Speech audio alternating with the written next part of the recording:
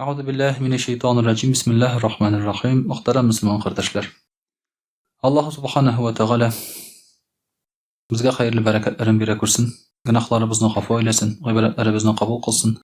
Cuma günlerimizni mübarek kılsın. Her bir etken hamd seneleri biz şu Rabbim Allah subhanahu ve teala'ga erişip salavat şerifeleri biz selamları biz onun hak Resulü yaratkan peygamberi Muhammed sallallahu aleyhi ve sellem'in ruh şeriflerine erişirge nasipler bulsun. Muhterem kardeşler, indi Allah'ın rahmeti bilen biz Şaban aylarına kirdik. Biz indi sizin bilen сөйләшкән идек, вагазлар турында вагазлар сөйләгән идек. Була безнең хәзер инде Рәҗәб айы дип, аннан соң Шагбан айы килә дип, аннан соң Рамазан айы килә дип. Менә шулай итеп, безнең инде бик кыска вакыт эчендә, мөхтәрәм кардәшләр, Рамазан айы килеп тә җитте. Һәм инде Рамазан аена безнең 19 көнләп инде безнең вакытыбыз юк. 24 көнләп вакытыбыз калып бара, әлхәмдүлилләх. 6-сы бүген Шагбан айының 6-сы. Muhterem kardeşler, şulay itip bizning yangi şu ayыбыз Şaban ayı турында да bir-iki söz сөйләп китәргә рөхсәт итегез. Чөнки күбрәк гыйлем булган сайын, күбрәк искә төшерү булган сайын без инде аларның хасиятләрен, фазилатларын белеп торабыз. Muhterem kardeşler, әйткәнебезчә, Рәҗәб, Шагбан айлары алар бергә киләләр рәттән Рамазан айының башлангычы дип әйтик инде. Шуның өчен дә biz sizin bilen сөйләп киткән идек, шушы Рәҗәб, Шагбан айлары Рамазан айларына әзерләнү айлары. Моны бер дә истән чыгармыйча, менә шушы айларыбызның кадерләрен, хөрмәтләрен белеп, Рамазанга әзерләнергә безгә Аллаһ Тәгалә насип итә күрсә иде. Белгәнебезчә, Рәҗәб айы ул Аллаһ Тәгаләнең айы. Шагбан айы ул Пәйгамбәрбез Мөхәммәд саллаллаһу алейхи ва сәлләмнең айы. Рамазан ди, Пәйгамбәрбез саллаллаһу алейхи ва сәлләм әйтә, ул өммәтемнең айы ди, ягъни безнең айыбыз була инде. Bilgənibizcə, muhterem kardeşler, менә бу юкка гына әйтелгән сүзләр түгел. Димәк, әгәр дә Рәҗәб Аллаһның айы булса, Шагбан Пәйгамбәрбез саллаллаһу алейхи ва сәлләмнең айы булса, димәк без шушы затларны ничек кадерләсәк, бу айларны да шулай кадерләргә тиешбез. Ул бик гади әйбер, шулай, бик гади нәрсә. Әгәр дә мәсәлән, синең өеңдә, нәкай вакытта кешеләрне күрәсең, илләрендә әллә инде бер иске әйбер тора. Ничек чыгарып ташламыйсың син бу әйберне? Нәрсә ди? Бу әтидән калган ди. Ягъни әйбернең кыйммәте юк. Ләкин әтинең истәлеге буларак, ул әтинеке булганга күрә, бу әйбер инде бөтенләй бәясезгә әйләнә. Менә бу Аллаһ Тәгаләнең әйткән сүзе, Пәйгамбәр саллаллаһу алейхи ва сәлләм дәрсләргә әйткән сүзе, Рәҗәб Аллаһ Тәгаләнең айы дигән сүз. Димәк, айлар күп. Әмма бу ай Аллаһ Тәгаләнеке. Син Аллаһ Тәгаләне зурласаң, димәк шушы айны зурлыйсың. Аллаһ Тәгаләне сиңа кадерле булса, димәк бу айның айы сиңа кадерле була. Шагбан айда шулай Пәйгамбәрбез саллаллаһу алейхи ва сәлләмне ничек син кадерләсәң һәм хөрмәтләсәң, димәк аның айы да сиңа шулай ук кадерле һәм хөрмәтле була. Менә бик җайлы кагыйдә. Ислам динендә, мөхтәрәм кардәшләр, шундый бер төшенчә бар. Бәрәкәт дигән төшенчә бар. Кемдер сорый менә, Пәйгамбәрбез саллаллаһу алейхи ва сәлләм чәчләрен җиртәләр тегендә, монда күрсәтәләр шулай бит. Бу нәрсә инде ди, бу ширк диләр, кемдер әйтә шулай бит. Ва Пәйгамбәрбез саллаллаһу алейхи ва сәлләмнең әйберләренә табыну ди, урыслар шикелле, христианнар шикелле, алар да бит ертәләр үлгән кешеләрнең үзләренең сөякләрен. Мощь диләр инде шулай бит. Шуның белән чагыштыралар. Монда аерма икенче нәрсә. Без ул әйберләргә табынудан түгел, шушы әйберләрнең безнең яраткан кешебезнеке булганга күрә без хозурланабыз, сакланабыз шушы әйберләр белән. Сакал бөртегеме ул, чәч бөртегеме ул, баш киемеме ул, яки башка шундый әйберләрме ул. Мөхтәрәм кардәшләр, аның хикмәте шунда. Хикмәте менә бу әйбер кемнекедер булганга күрә. Безнең әйтәм бит, иләребездә дә шуның кадәр әйберләр ята. Кирәкмәгән әйберләр ята. Кемнеңдер төсе, кемнеңдер кадерле булып ята шулай бит. Кай вакытта безгә хатын кидереп чыгара, күлмәк, ямсыз күлмәк. Бер дә киясең килми шулай бит. Ну хатын кидергән, чыгып китәсең киеп. Кая барасың? Салып ташлыйсы килә, ну бит аны хатын кидергән шулай бит. Я инде син аны бик каты яратасың, я куркасың, барыбер киясең шуңа күрә. Анда, мөхтәрәм кардәшләр, менә шушы әйберләрнең ниндидер зат белән бәйле булуы аларга кыйммәт бирә. Һәм Пәйгамбәрбез саллаллаһу алейхи ва сәлләм шуңа күрә әйтә дә аны, шулай ди. Ул юкка гына әйтелгән сүз түгел, Аллаһның айы, ярар, ничек тәсең инде аныкы. Юк. Менә шушы кадер хөрмәт булсын өчен әйтелгән сүзләр ул. Пәйгамбәрбез саллаллаһу алейһи ва сәлләм әйтә, шуңа күрә дә Шәгъбан гөнаһларга каффарат була торган ай ди. Ягъни кылган гөнаһларыбызны Аллаһы Тәгалә безнең кичерә Шәгъбан айы хөрмәтенә. Хәзер инде әйтергә кирәк, Рамазан айы да шулай. Рамазан айында кем ураза тоткан, аның бөтен гөнаһлары кичерелә. Һәм ул җәннәткә керә диелә. Монда Шәгъбан да гөнаһларны бетерәме соң ди. Мөхтәрәм кардәшләр, әлбәттә, безнең гөнаһлар булай да күп. Әгәр ул гөнаһларыбызны Мөхәррәм айында бетә икән, Рәҗәб айында бетә икән, Шәгъбанда бетә икән, Рамазанда да бетә икән, ул плюс кенә. Монда борчылырга кирәкми аның өчен, шулай бит. Ул безнең өчен яхшыга гына ул. Һәм инде әлбәттә Рәҗәб, Шәгъбан айында безнең гөнаһларыбыз кичерелә торган булса, каффарат булса гөнаһларыбызга, бу нәрсә дигән сүз? Без Рамазан айына чиста йөрәк белән керәбез дигән сүз. Без бит Рамазан айына урамнан атылып керәбез. Урамнан пычрак килеш атылып керәбез без. Шулай бит. Бөтен дөнья мәшәкате белән, дөнья пычрагы белән син монда тегесе, монсы анда төрле анда кызлар, кальян, мальян, шулай бит журналлар, Instagram, ана соң Рамазан ае җиткәч, буларның бөтенесен дә байтырып, күчереп куеп, рәхәтләнеп Рамазанга кереп утыра алмыйсың бит син, шулай бит. Бөтен чиста киемнәр киеп, мин әүлия дип анда булай. Алай булмый ул. Шуңа күрә син үзеңне Рамазанга чистартырга тиеш, Рамазанга керер алдыннан. Шушы Рамазанның ләззәтен, рәхәтен табыр өчен. Рамазанда сөйләнгән сүзләрнең ләззәтен, рәхәтен табыр өчен. Без бит, мөхтәрәм кардәшләр, кай вакытта менә әйтәбез, менә бу хәзрәт әйбәт сөйли. Шулай бит. Бәлки төрле хәзрәт төрлечә сөйли. Ләкин хикмәт хәзрәттә генә түгел, тыңлаучы кешедә дә. Кай вакытта начар сөйләгән авыл бабайы да җитә. Сине дингә кертергә, әгәр күңелең ачык булса. Күңелне ачырга ничек? Гөнаһларыбыздан гафу сорап ачырга кирәк. Шуңа күрә син пычрак килеш Рамазанга килеп керсәң, йөрәгең пычрак килеш. Син Рамазан айы буена әллә нинди вагазлар тыңлап та, аннан бернинди файда алмаска мөмкинсең. Менә шуның өчен Шәгъбан айы ди, ул гөнаһларга каффарат айы. Бу айларда шушы гөнаһларыбыздан чистарына торган ай ди.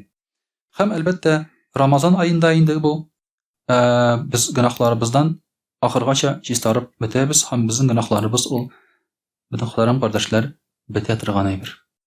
Каффарат дигән сүз, мөхтәрәм кардәшләр, ул урысча әйтсәк замещение. Замещение алыштыра. Гөнаһларны савапка алыштыра торган әйбер. Замещение. Рамазан айы ул гөнаһларны сертә торган ай. Алар бер дә юк кебек. Мәсәлән, син берәр начарлык кылдың, аңа штраф түлисең. Ләкин синең инде делоңны ачсалар, анда язылган. Преступление, штраф. Всё. Рамазаннан соң бу преступление, бу бетә гомумән. Чистара синең личное дело. Аңлыйсызмы? Нәрсә әйткән? Шәгъбан айында гөнаһларга каффарат була, ягъни бу штраф. Гөнаһларың синең кала, ләкин аның штрафы түләнгән була. Рамазан айында синең личное дело, андагы гөнаһларың ул чистара. Менә шундый тәртип белән бара бу, мөхтәрәм кардәшләр, безнең чистаруларыбыз. Белгәнебезчә, мөхтәрәм кардәшләр, Аллаһ Тәгалә кайбер әйберләрне аерым зурлады. Мәсәлән, фәрештәләр бар, бик күп фәрештәләр. Без сезгә әйттек, аларның санын белеп бетереп булмый. Менә һәрбер кеше, менә мәсәлән, бер кешене алсак, менә мине алсак, шулай бит инде. Минем ичимдә бер шайтан утыра, Карин дигән. Сул якта бер шайтан тора, шулай пышылдап тора миңа начарлык әйтергә. Уң якта бер фәрештә утыра, пышылдап тора яхшылыкны әйтергә. Уң якта тагын бер фәрештә утыра, изгелекне язып. Сул якта фәрештә утыра, начарлыкны язып. Моның өстендә бар рәхмәт фәрештәләре, күпме бер Алла гына белә. Бар саклаучы фәрештәләр, мәлаика әл-хафаза. Шулай ук һәрбер кешегә беркетелгән. Һәрбер кешедә шулай. Менә шулай итеп, мөхтәрәм кардәшләр, фәрештәләр бик күп. Аларның саннары безгә билгесез. Алар бик күп эшләр белән шөгыльләнәләр. Бу җир йөзенә яуган һәрбер бөртек кар, яңгыр, яфрак төшәме, булар бөтенесе фәрештәләрнең эше белән эшләнә торган әйбер.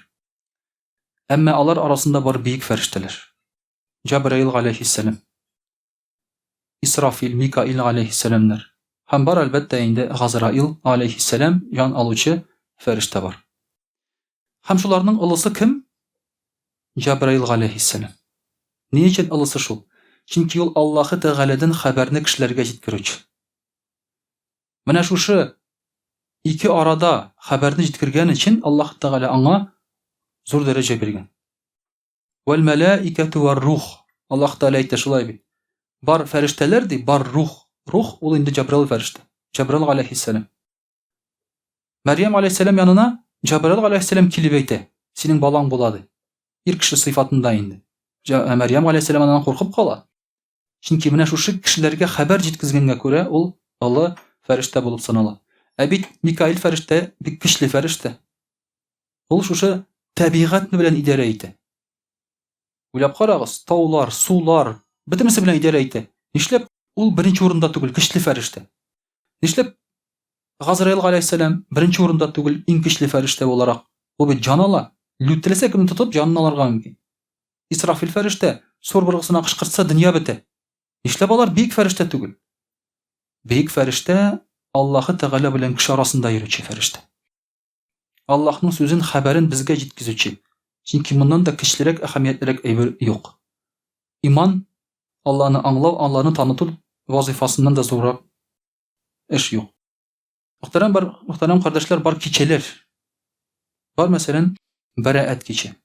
Бу Шәгъбан аеның уртасында була Алла берсе. Шуңа күрә менә кемнең җае бар, Шәгъбан аеның уртасында 3 көн ураза тоту саваплы булып санала. Бар Бәраәт кичә, Гарәфә кичә, Рәгаиб, Кадр кичә, Җомга кичә һәм Гайд бәйрәмнәренең кичләре бар. Булар шулай ук башка кичәләрдән, башка көннәрдән аерылып тора торган кичәләр санала, мөхтәрәм кардәшләр. Кирегез, заходите. Салкын, заходите, да, заходите, да. Или вниз, или вверх. Нет, наверх, либо наверх, либо вниз идите. Да, потому что дверь, когда открыта, холод заходит, люди мерзнут там. Мөхтәрәм кардәшләр, бар тауларның да бар икән Аллаһы Тәгалә телгә алган якын таулар. Менә бөтен кеше Эверестка менә, шулай бит. Аны яуларга тырышалар. Шунда менсә кеше, ул үзен инде көчле дип саный. Ләкин Аллаһ Тәгалә каршында бу тауның кадер хөрмәте юк. Аллаһ Тәгалә каршында кадер хөрмәте булган тау ул Ухуд тауы һәм Сина. Бу Синайский полуостров. Синай ярым тарауында урнашкан шушы тауда Муса галәйһиссәлам Аллаһ Тәгалә белән сөйләшкән тау. Менә бу таулар кадерле Аллаһ Тәгалә каршында. Шунда менеп бассаң, Аллаһ Тәгаләгә син якынрак буласың. Ул якынрак дигән сүз теге метрларда түгел, ә рухи яктан дигән сүз.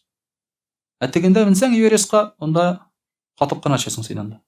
Төшсәң әле шулай бит. Шулай ук, мөхтәрәм кардәшләр, бар изге урыннар. Бар Мәккә, бар Мәдинә, бар Бәйтул Муқаддас, Мәшгарул Харам, бу Гарәфә белән Мина арасындагы булган урыннар. Әл-Кудс, әйтәбез инде шулай, Иерусалимда Бәйтул Муқаддас. Булар бөтенесе дә безнең өчен изге урыннар, аерым урыннар. Бөтен урыннарга караганда бу урыннарның әһәмияте зуррак, мөхтәрәм кардәшләр. Бар елгалар бар. Бөтен елгада Аллаһы Тәгалә каршында бер тигез түгел, бик Аллаһы Тәгаләгә якын елгалар бар икән. Нинди елгалар? Нил һәм Фурат, Ефрат елгасы. Аның турында Пәйгамбәрбез саллаллаһу алейһи ва сәлләм әйтә Мигъраҗ кичендә шулай бит. 2 елга җир йөзендә нинди? Нил белән Ефрат елгасы. Тагын бар 2 елга мөселманнарга бик якын, нинди елга? Амудария, Сырдария. Бу безнең инде халыкка кагыла торганы шулай бит. Безгә якынрак булганнар. Мәвара ан-Нахр, шул елга артында яшәгән кешеләрне Мәвара ан-Нахр дип атаганнар. Шул урында барып ислам динен таратканнар. Менә бу елгалар Аллаһ Тәгалә каршында якынрак икән башка елгаларга караганда, мөхтәрәм кардәшләр. Айлар да, мөхтәрәм кардәшләр, аерым айлар бар, кадер хөрмәтле. Раҗаб, Шәгъбан, Рамазан, Мөхәррәм айлары. Шуңа күрә дә бөтен айларда Аллаһ Тәгалә каршында тигез түгел. Шәгъбан айы аерым урын алып тора. Бөтен елгалар, бөтен таулар тигез түгел. Бөтен кичәләр тигез түгел, аерымнары бар. Менә шуның өчен дә без моны сайлап белеп торырга тиешбез, мөхтәрәм кардәшләр.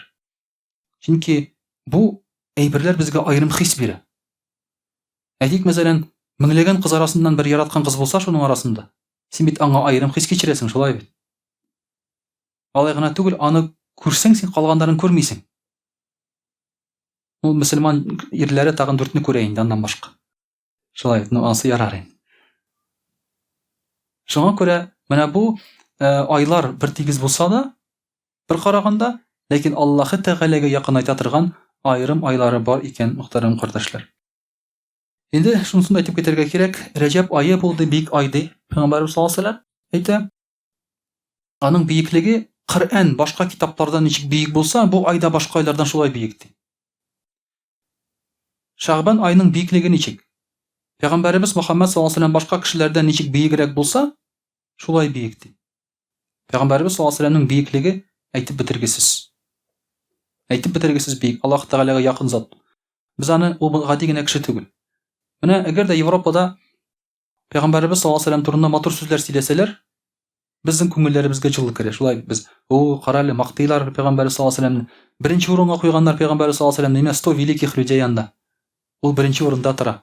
Анда кайсыдыр Европа кешесе әйткән, әгәр хәзер бүген Мөхәммәд саллаллаһу алейһи ва сәллям исән булса, ул кофе эчеп утырган килеш креслода дөньядагы бөтен проблемаларны хәл итер иде дигән. Шулай дип әйтә. Безнең өчен бу сүзләр җылымы? Рәхәт булып китә шулай. Безгә аларның бу мактаулары кирәк түгел. Чөнки Пәйгамбәрбез саллаллаһу алейһи ва сәллямны Аллаһы Тәгалә мактый. Сезнең мактауларыгыз шулай бит. Аллаһның мактауы яны нәрсә ул? Нәрсә бирә ул? Бер нәрсә бирми. Сез үзегез аны мактап, әзрәк үзегезне күтәрәсез. Шул гына. Әгәр дә мәсәлән бер мәҗлескә килеп утырсаң, фәлән өчен мактый башлыйлар, шулай бит. Нәрсә өчен мактыйлар? Әзрәк үзеңне күтәрер өчен, аны күтәрер өчен түгел. Монда да шундый бер алым гына ул. Әмма Пәйгамбәрбез саллаллаһу алейһи ва сәллямны Аллаһы Тәгалә мактап яратты. Иң сөекле, иң яраткан кешесе итте. Шуңа күрә безгә шушы җитә. Безгә кемнеңдер Европада бер зиначының Пәйгамбәрбез саллаллаһу алейһи ва сәллямны мактап утыруы кирәкми? Безгә Пушкинның, Толстойның ислам динен мактауы кирәкми? Алар эшләр белән шөгыльләнсеннәр, эчсеннәр, балларда җирсеннәр, шулай бит, ләсән ишәсеннәр, картун ясыннар. Алардан башка безнең динебез биек. Аллаһка шөкер, әлхәмдүлиллаһ. Шуңа күрә Аллаһы Тәгалә мактый, истин итә. Шушы безгә шул җитә, мөхтәрәм кардәшләр. Һәм әлбәттә Рамазан айы инде ул Аллаһы Тәгалә башка мәхлуклардан ничек биек булса, Рамазан айы да башка айлардан шулай биек ди. Аллаһы Тәгалә каяда? Мәхлуклар кая шулай. Калган затлар кая. Моны инде үзегез белеп торасыз. Менә шуңа күрә Шәгъбан айының кадер хөрмәте бик зур. Һәм шуңа күрә без аны инде шулай ук кадерләп, зурлап, тиешенчә итеп, матур итеп үткәрсәк, ул бик әйбәт һәм дөрес булыр иде. Инде иншаллаһ урысча да сөйләп китербез. Аузу биллахи минаш шайтанир раджим. Бисмиллахир рахманир рахим. Дорогие друзья, сегодня мы с вами говорим о месяце Шаъбан. Сейчас у нас идет месяц Шаъбан, как раз 6-й день. Алхамдулилля, Раджаб у нас прошел. Я думаю, что многие держали уразу. Мы вот здесь, кто в мечеть ходит, замечали, что, алхамдулилля, уразу держат в этот месяц. Уже появляется особое отношение к этому месяцу, помимо Рамазана. Потому что было время, когда люди даже во время Рамазана уразу не держали. Понимаете, это идет поэтапно. Во время Рамазана раньше люди, например, не пили, но уразу не держали. Потом начали не пить и уразу держать. Потом перестали вообще пить остальные дни. Вот уровень растет, да? Теперь уровень растет, алхамдулилля, что мы помимо Рамазана уже начинаем чтить другие месяцы. Такие как Мухаррам, такие как Раджаб, Шаъбан, Зулхиджа. То есть уже в эти месяцы мы тоже, алхамдулилля, постимся. А есть ребята, которые постятся каждый месяц по 3 дня стабильно.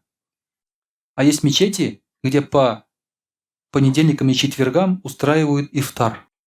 Не только во время Рамазана, а постоянно уже устраивают ифтар во время понедельника и четверга. Это значит, в этой общине, в этой умме, в этой махалле люди держат уразу в эти дни. Вот это уже уровень поднимается, дорогие друзья. Я вам изначально рассказывал как-то в одном вагазе. Вот вы здесь мужики все, да? Танки любите? Танки. Вы танки играете там? Играете, нет? Уже нет, но играли, да? Но играли. Сейчас тащится, сначала там от кораблей тащились, да? Сейчас от танков тащится. Но вы представляете, что такое танк? В танке сидят люди. И ты защищен броней. Чем лучше броня, тем ты больше защищен. Но нет абсолютно хорошей лучшей брони. Знаете об этом, да? Вы, все-таки кто связан с военным делом, брони абсолютно хорошей нет. Поэтому во время Второй мировой войны к 1945 году уже поняли, что нет смысла наращивать толщину металла постоянно. Потому что всегда будет что-то, что пробьет или прожжет этот металл. Тем более, когда ты наращиваешь эту толщину металла, уже танк становится тяжелым и ходить не может. Просто все, уже не выдерживает ничего. Знаете об этом, да? Танк «Тигр», например, у него. Хоть он был мощный, но ходовая слабая. Не справлялась. Немножко экскурс такой. И у нас религии также, дорогие друзья. Мы должны... Да, у нас броня крепкая, но мы не должны, чтобы ракеты, снаряды долетали до этой брони. Поэтому есть активная защита. Есть активная защита. Есть дымовая завеса. Чтобы вообще эти снаряды до брони не доходили. Броня – это фарз. Броня – это рамазан. Если до рамазана дойдет шайтан, вряд ли ты удержишься. Это зависит от шайтана уже. Если, как маленький снаряд, да? Если маленький шайтан, да, отбить его можно. А если это большой шайтан, например, красивая женщина? Красивая женщина – это, да, возможно, это хуже шайтана. Придет тебе во время Рамазана, так скажем, да, начнет тебе крутить мозги и другое место. Думаешь, твой Рамазан выдержит, что ли? Нет, не выдержит. Поэтому нужна активная защита. Ты должен отбивать ее на подлете уже. Понимаешь?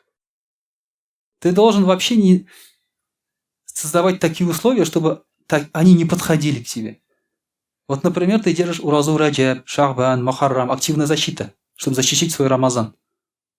Шайтан посмотрит и скажет, если он обычные месяцы держит уразу, то в Рамазан какой же он сильный будет, правильно? Активная защита появляется. То же самое с намазами. Если ты нафиль тахаджуд читаешь, то твой фарз будет крепким. Уже туда ничто не подойдет. Понимаете? Вот она военная стратегия. В религии, так скажем. Но я чуть-чуть уж сравниваю вам с танками, как говорится, да, чтобы... Вы же любите военную технику? Мне кажется, сейчас уже мужик, он вообще ничего не любит. Он сидит на диване, пузо чешет с айфоном, там, Инстаграм, инстасамок смотрит, ему больше ничего не надо. Какой там техника, что там у него? Жена говорит, поточи нож, он кричит, сама справишься. Да, все. Вот, наверное, современный мужик уже такой. С такой вот простотой. Вот поэтому, дорогие друзья, конечно же, мы должны правильно нашу религию держать, соблюдать. Потому что мы должны защищать свои фарзы. Мощные ограждения выстраивать с помощью нафиль, с помощью дополнительных поклонений и так далее. То же самое с закатом. Закат будет легко давать, если ты целый год тренируешься давать закат. Даешь садака. Тогда тебе уже будет гораздо это легче сделать. Говорили сподвижники. Пророк, саллаллаху алейхи вассалям, говорит, так держал уразу, что мы думали, что он никогда не кушает. Бывали, говорит, моменты, когда он так, кушал каждый день, что мы думали, что он никогда не держит уразу. Имеется в виду, это нафиль ураза, а не рамазан. Почему так говорится? Потому что пророк, саллаллаху алейхи умел балансировать. Когда надо, он кушал.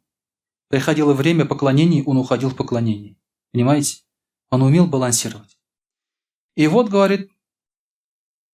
говорится, что я, говорит, не видел пророка, саллаллаху алейхи вассалям, чтобы он держал весь месяц, целый месяц полностью, кроме Рамазана. То есть Рамазан, говорит, он постоянно полный месяц, говорит, держал, причем самым лучшим, красивым образом. Но после Рамазана больше всего, говорит, он уразу держал. В месяце каком? Угадайте? Шахбан. О Шахбане же мы говорим. Мы говорим о Шахбане. В месяце Шахбан, говорит.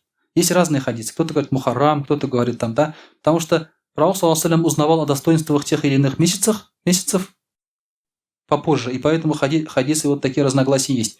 Но есть такой хадис, где сказано, что помимо Рамазана Пророк ﷺ особо уважал и чтил месяц Шахбан и держал там больше всего уразу. Также, дорогие друзья, Пророк ﷺ говорит: «Залика шахрун яхфулу насу анху байна раджаб ва рамадан». Пророк ﷺ говорит, есть, говорит, такой месяц, что люди не придают ему значения. Это между Раджабом и Рамазаном.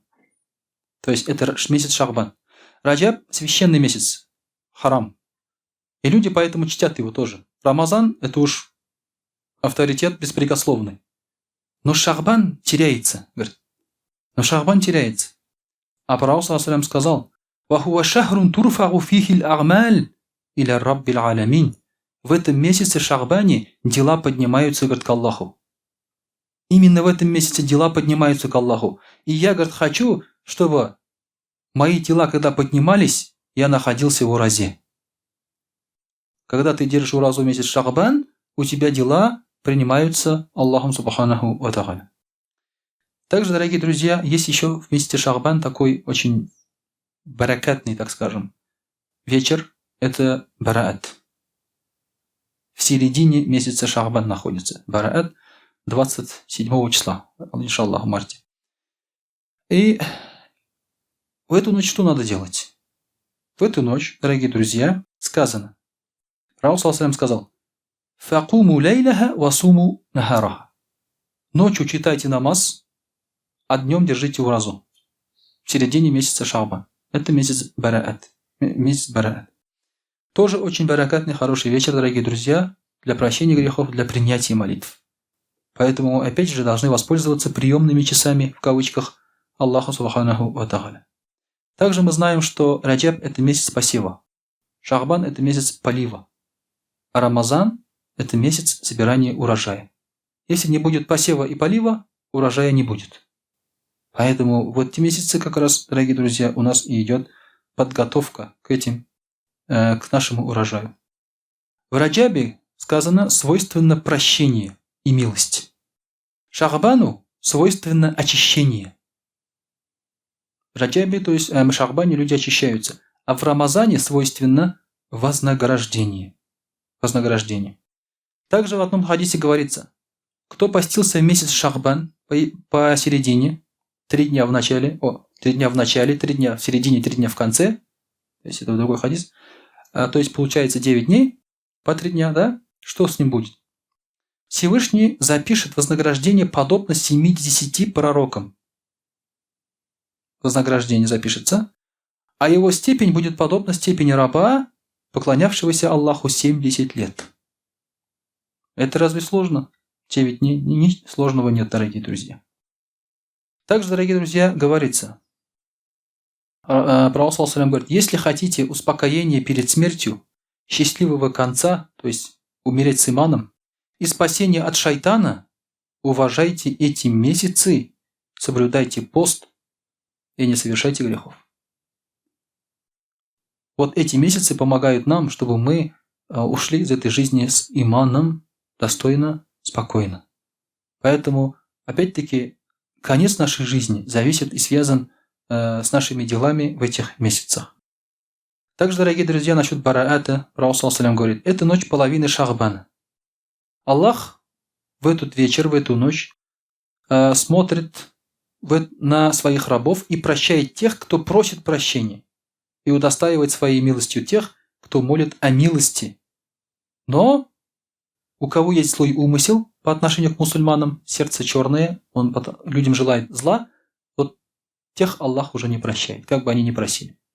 То есть мы должны как раз вот сердца свои очищать в эти месяцы, обращаться к Аллаху, и Аллах Тааля даст нам покой и прощение. Вот какие месяцы, дорогие друзья. Видите, как все непросто в этом мире, на самом деле. Заслужить надо, рай надо заслужить. Люди стараются ради карьеры, люди знаете, как стараются? По головам идут, деньги воруют, компаньонов кидают. Ради карьеры, ради наживы, ради хорошей жизни. А когда нужно попасть в рай, тоже нужно приложить определенные усилия. Так просто не получается. Благодаря вот этим дополнительным нафиль поклонениям, иншаллах, у нас все получится. وأقول قولي هذا وأستغفر الله الغفار لي ولكم ولسائر جماعة المسلمين الحاضرين أجمعين إنه هو الغفور الرحيم الجواد الكريم وسميع الدعاء.